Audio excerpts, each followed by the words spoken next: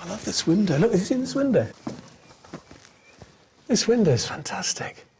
You can see the whole valley. It's extraordinary, this sense that you're actually living inside a natural fortification, almost like a fortress made by nature, but man has sort of honeycombed his way into it. Hey, look, and you like this, Georgia. Look, you've even got...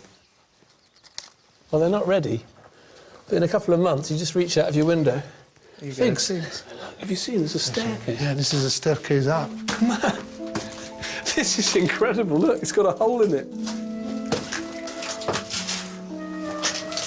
It's quite wonky. Watch out for that one, there's a big hole.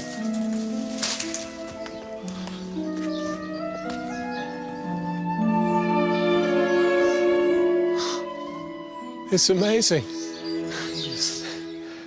It's like a lost civilization. It's 4,000 years of men shaping the mountain. At its height of population, 20,000 people lived in these caves. So it's sort of almost like it's basically a city above a valley.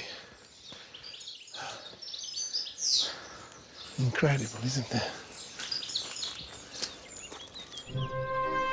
Poor Sicilians, the kind of people who lived in caves like these, were a source of inspiration for my favourite artist, Caravaggio. We're taking a massive detour and going to the northeastern tip of Sicily, but for me it's a must, and I hope Giorgio agrees. Caravaggio fled to Sicily in the 17th century and ended up here in Messina, a port just a couple of miles from Italy. It's where he painted some of his most moving pictures. His biographer in Sicily said that his temperament was as uneasy as the Straits of Messina, as turbulent as that sea, which is kind of true. He'd murdered a man in Rome, he'd run away, he was under capital sentence of death. Then he runs off to Malta and he does something terrible in Malta. He gets involved in a fight and the guy gets shot. So then he escapes from prison on Malta and he sails round and arrives in Sicily. He's on the run and he makes his way here to Messina. Of all his paintings that he did in Sicily, several were destroyed. Right. One of them was stolen by the mafia. Yes. But this one survives, and it's absolutely fantastic. Go have a look. Franciscan monks, devoted to helping the poor, commissioned Caravaggio to paint this picture, now located in Messina's regional museum. Here it is. It's the Nativity by Caravaggio, and I wanted you to see it simply because it's really just one of my favourite pictures in the world. I think it's one of the most moving pictures in the world. It's a picture that was painted for, poor Sicilian people with very, very little hope, living very hard lives. This was a picture for them to almost huddle around like you might huddle around a fire. Right.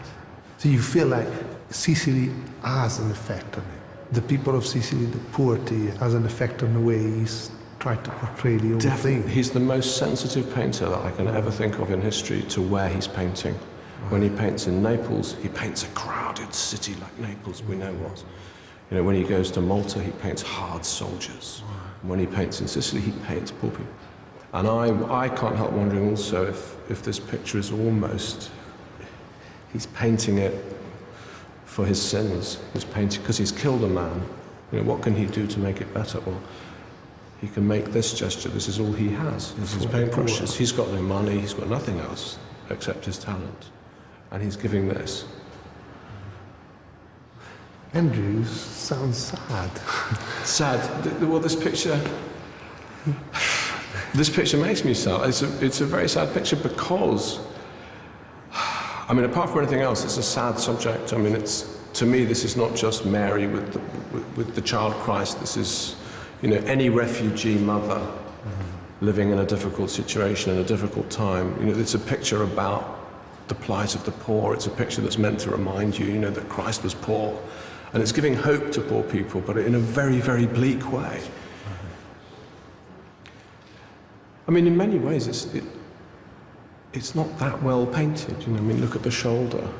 There's something funny about the shoulder of the middle shepherd. It's not quite anatomically right, but in the end, I don't care. When you hear about this big painter, you always expect something like incredible.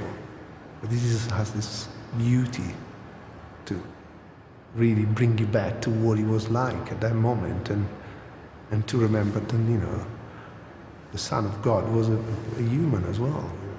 He was a baby once. A Sicilian baby. A Sicilian baby.